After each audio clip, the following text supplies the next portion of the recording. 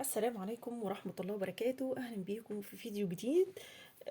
لو لسه أول مرة تشوفيني ما تنسوش لايك والاشتراك وتفعيل الجرس عشان يوصلكم كل جديد، وكل عام وأنتم بخير. النهاردة عندنا حاجة حلوة جدا وسهلة وسريعة لشهر رمضان المبارك. يعود على الأمة الإسلامية بخير إن شاء الله. عندي اللزق ده، الاستيكر ده حلو جدا جدا. هو دلوقتي كان دلوقتي المتر في ناس بتبيعه ب15، في ناس بتبيعه ب12 على حسب المكان اللي انت فيه. انا عجبني الشكل ده قوي ان انا اجيبه لما يكون فيه متقسم زي كده، عشان عاوزه اعمل بيه حاجات معينه. هنعمل مع بعض حاجات بيه كتير ان شاء الله. النهارده اول حاجه هنعمل علقه لرمضان، او آه، زي تابلو كده رمضاني سهل وسريع، مش هيكلفنا اي حاجه خالص. طيب انا هبدا اقص الاول الشكل اللي انا عايزاه بالمربعات بتاعته دي. انا عايزاه بالمربعات. هو واخد هنا النص المربعات، بياخد نص الايه، المربعات.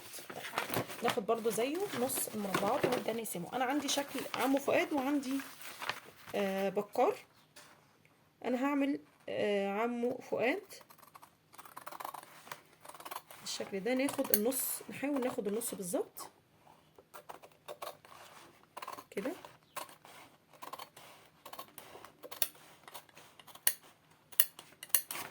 طيب واجي اخد برضو من هنا بالمنتصف،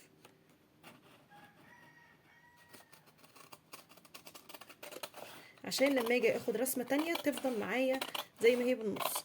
او مش حابة يبقى فيه المربعات دي، فانت ممكن تاخدي واحدة فيها المربعات كلها، او تشيلي المربعات دي لوحدها تعملي بيها برضو شكل تاني او حاجة تانية هتبقى برضو معاكي حلوة جدا.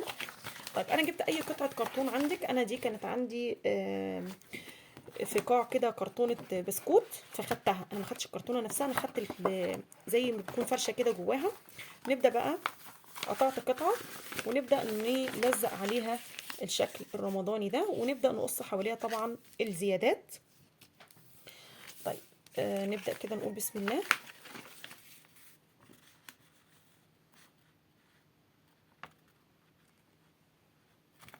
نفتحها بس مع بعض كده، وبالراحة جدا وانتي بتعمليها، عشان اللزق ده سريع ان هو بصوا زي ما انتوا عمل معاكم كده. عشان كده ما بحبش اعمل مونتاج زي ما اتقطع مثلا مني دلوقتي.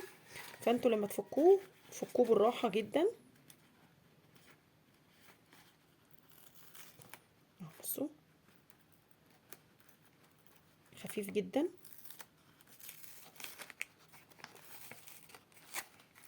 بالشكل ده كده. احاول اتنيها لجوه كده، عشان هي مطرح التانية بتلف معايا ده كده اهو. كده بقى يفتح بقى معاكي. يبقى انتي تحاولي تتنيها عكس شوية بس.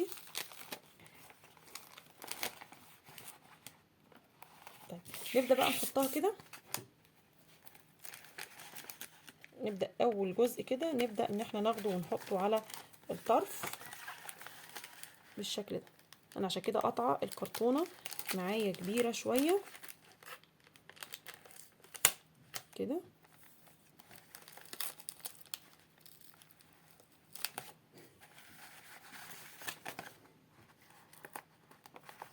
بالشكل ده كده اهو.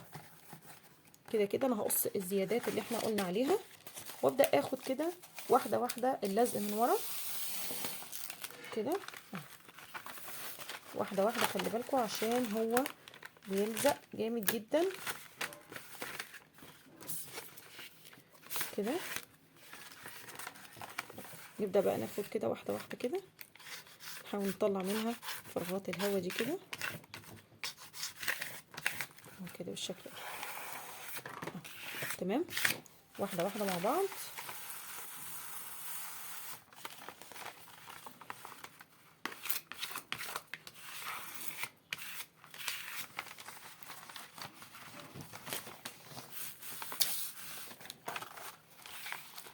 كده.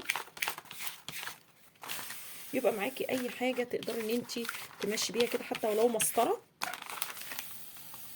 تعملي بيها كده. بنحاول نطلع كل الفراغات اللي هي تبقى موجودة معايا اهو كده. بالشكل ده. طلع معانا حلو جدا جدا. طبعا هنقص اللي حواليه وهرجع لكم. جيت قصيتها كلها بقى وجيت للجزء اللي فيه مربعين ده عشان كلها تبقى متساويه وشكلها متناسق. يبقى اقص برضو الجزء اللي هو النص المربع ده زي ما احنا اتفقنا مع بعض عشان تبقى كلها متناسقه وزي بعضها. طيب طبعا اللي انا قطعته ده سواء من الكرتون او من الجزء حتى اللي ملفوف ده هينفعني في حاجات كتيره قوي حلوه قوي قوي هنعمل برضو بيها مع بعض. طيب اديني عملت الدلايه او الكوست التابلو بتاعي حلو جدا جدا. يعني بصوا لما يتعلق بالشكل ده اهو، بصوا المنظر كده حلو قوي قوي. تقدري ان انت تحطي وراه دبل فيس، تقدري ان انت تعملي له علقه، مفيش مشكله خالص. ممكن تحطيه على التلاجة وتحطي له كمان دبل فيس او مغناطيس، هيبقى حلو جدا معاكي. اتمنى تكون فكره النهارده عجبتكم، والسلام عليكم ورحمه الله وبركاته.